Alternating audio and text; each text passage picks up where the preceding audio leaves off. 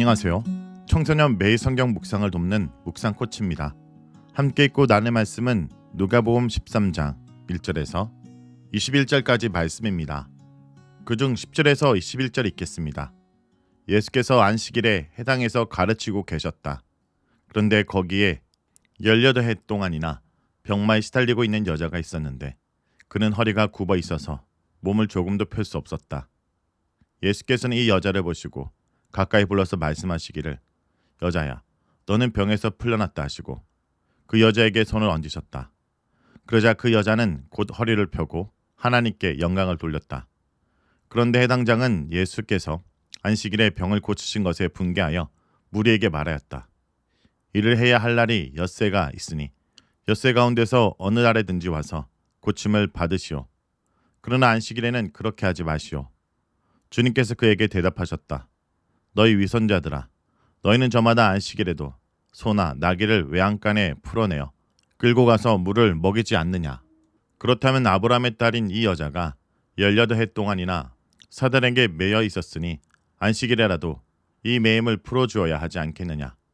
예수께서 이 말씀하시니 그를 반대하던 사람들은 모두 부끄러워하였고 무리는 모두 예수께서 하신 모든 영광스러운 일을 두고 기뻐하였다. 예수께서 말씀하셨다. 하나님 나라는 무엇과 같은가? 그것을 무엇에다 비길까? 그것은 겨자씨의 다음 경우와 같다. 어떤 사람이 겨자씨를 가져다가 자기 정원에 심었더니 자라서 나무가 되어 공중의 새들이 그 가지에 깃들였다. 예수께서 다시 말씀하셨다. 하나님 나라를 무엇에다가 비길까? 그것은 누룩의 다음 경우와 같다. 어떤 여자가 누룩을 가져다가 가루 서말 속에 섞어 넣었더니 마침내 온통 부풀어 올랐다.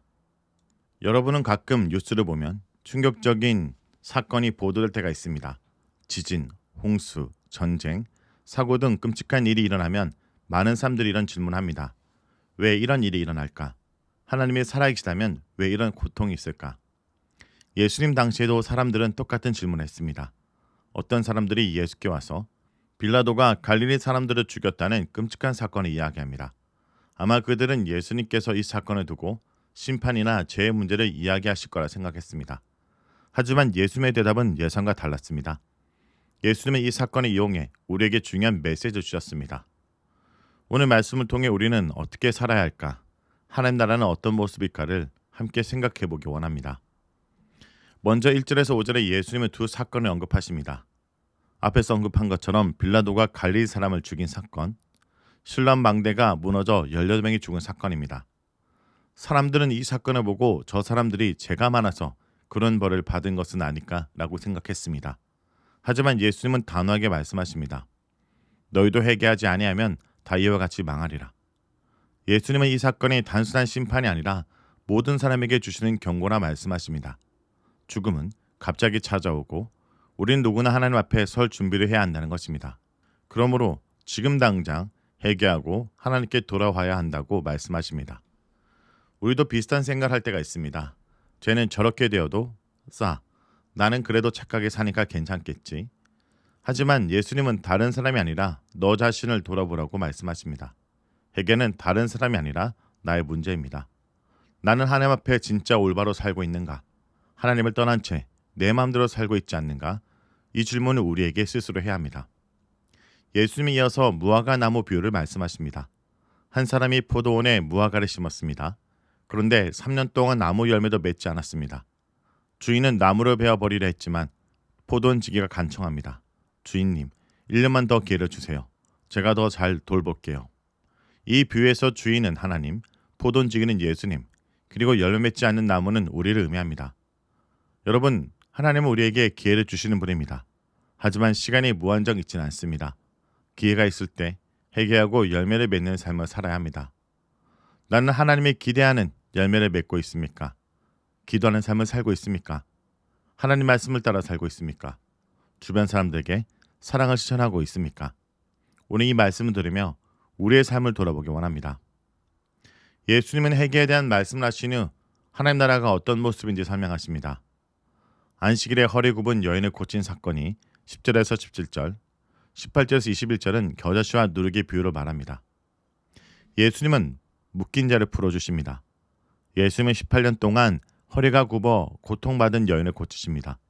하지만 해당자는 이 기적보다 안식일에 일을 하면 안 된다는 규칙을 더 중요하게 여깁니다.